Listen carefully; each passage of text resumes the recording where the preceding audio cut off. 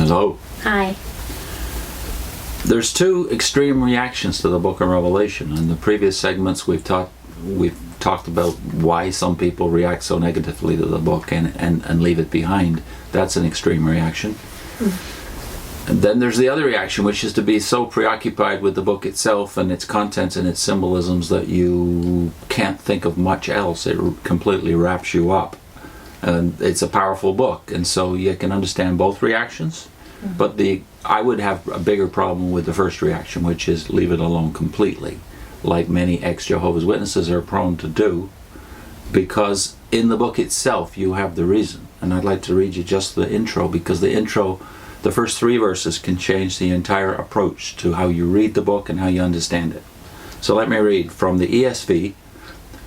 The revelation of Jesus Christ, which God gave him to show to his servants the things that must soon take place. He made it known by sending his angel to his servant John, who bore witness to the word of God and to the testimony of Jesus Christ, even to all that he saw.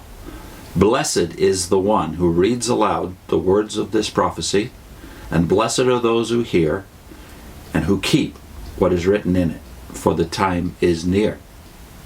So what did the Watchtower hear here? They heard the time is near. Yeah. What do most of us who read the book or think about the book think about? We don't think of the fact that this is the only time in the New Testament where there is an actual blessing attached to the reading of the book itself. That makes this book unique in the New Testament. But most of us think about the time aspect, and most of us think about the symbols in the rest of the book. But very few of us think about what the book says about itself at the beginning. So I know Vivian has exhibited both tendencies in her life. So as a Jehovah's Witness, I was preoccupied with last days. That was what you thought about a lot. Paradise or earth was your carrot, but last days was what preoccupied you day to day.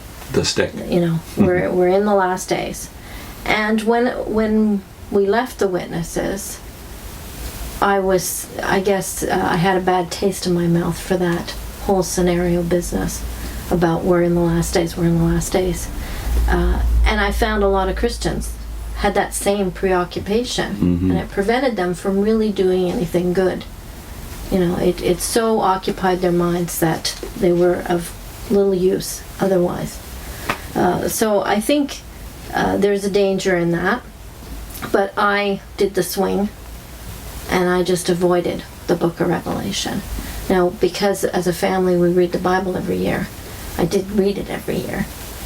So that comforted me in that it says you get a blessing from reading it, but I didn't understand it. At one point in the early years of us being Christians, we sat together with other Christians and decided to do some study of Revelation. And I remember you asked the question, what is the book about? And immediately in my head popped up all the pictures that I didn't understand in the book. That's what I thought the book was about. I had no clue. So it was a revelation to me, the first line of what you read. This is a revelation of Jesus Christ. Well, I never thought of the book of Revelation as about Jesus Christ. Yeah. So that was new for me. That was my first help in the book of Revelation. Then I think the second one was I only got to the first 3 chapters of Revelation that were my help in my life. So we read the first 3, and so then when we went through the 7 churches, that gave me a new attitude about church, because it says that Jesus is calling them churches. So he recognizes them as the church. But it's pretty obvious when you read about the 7 churches that they're not perfect. So at least when I started going to church, I no longer was thinking I have to look for a perfect church, a perfect organization. You know, that thing was in my head, that prejudice was already in my head from my witnesses' days, so that it has to be perfect. So the first 3 chapters cured you of the wrong kind of church doctrine as well as being preoccupied with Yeah. the last days. So Yeah. now I could go to church and I could see things that weren't perfect Mhm. and not feel like I just have to leave now. Yeah. You know, I recognized the church will have faults. So what I wanted to do today, though, was recommend a book that has helped me with the rest of Revelation. Mm-hmm. And that book is by Michael J. Gorman, called Reading Revelation Responsibly. I do want to also tell you what his little subtitle is, because I think it's important to the understanding. Uncivil Worship and Witness, Following the Lamb into the New Creation. So this book, for me, was a game changer. It really did help me to make more sense of the rest of Revelation.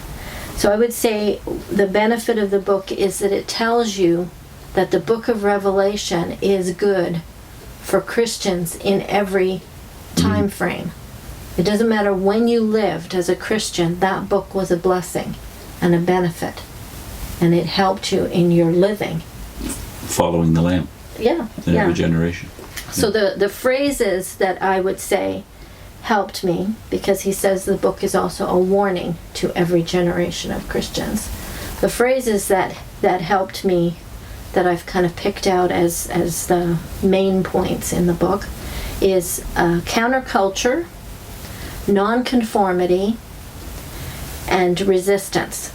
Counterculture, Nonconformity and resistance as what Christians need to how they need to live. So we will get into more details about that in the next episode.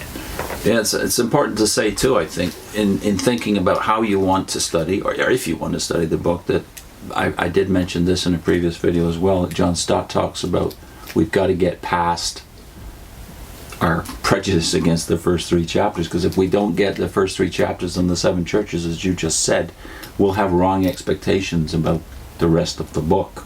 And in the next segment, I know we're going to talk about as well the various responses to the book of Revelation. They're very extreme, not just in terms of interpretation of the book, but even should we even want to interpret the book? Should it even be in the Bible?